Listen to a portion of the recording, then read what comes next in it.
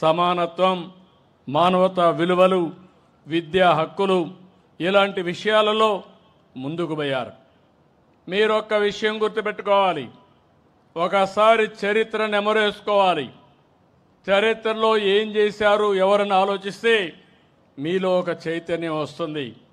భవిష్యత్తుకు మన ప్రణాళికలు తయారు చేసుకునే పరిస్థితి రావాలి.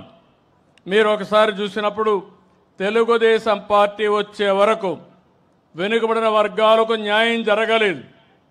ఈ రాష్ట్రంలో నేను గర్వంగా చెప్పగలుగుతున్నా, వెనుకబడిన వర్గాలకు న్యాయం చేసిన ఏకైక పార్టీ, చేస్తున్న ఏకైక పార్టీ తెలుగుదేశం పార్టీ.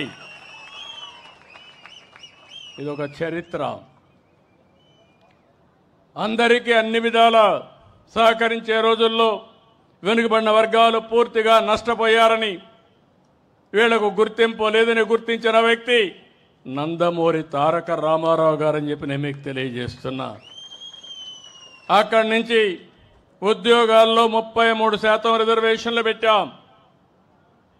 అదే మాదిరిగా ఏవైతే స్థానిక సంస్థల్లో 33% రిజర్వేషన్లు పెట్టాం.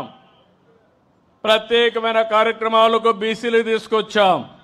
ఇలాంటి కార్యక్రమాలు మీరు చూస్తే అనేక కార్యక్రమాలు తీసుకొచ్చి ఇప్పుడు కూడా నేను చెప్తున్నా, తెలుగుదేశం పార్టీకి వెన్నెముక వెనుకబడిన వర్గాలు, అలాంటి వెన్నెముక అయినటువంటి వెనుకబడిన వర్గాల్ని పూర్తిగా ఆదరించే బాధ్యత తెలుగుదేశం ప్రభుత్వానిది, పార్టీది.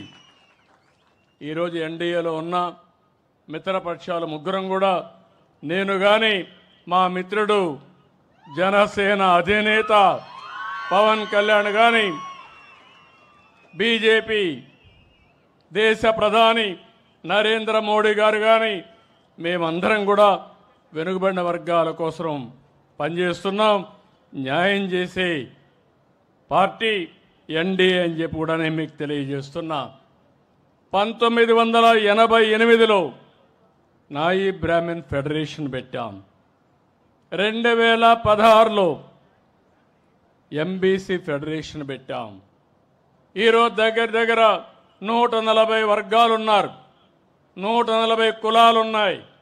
వీళ్ళందరి కోసం 50-55 కార్పొరేషన్లు పెట్టిన పార్టీ తెలుగుదేశం పార్టీ అని చెప్పి కూడా నేను మీకు తెలియజేస్తున్నాను. ఇలాంటి కార్యక్రమాలు చేసి మీరు ఎక్కడన్నా సమావేశాలు కావాలంటే దానికి కూడా మీ అందరి కోసం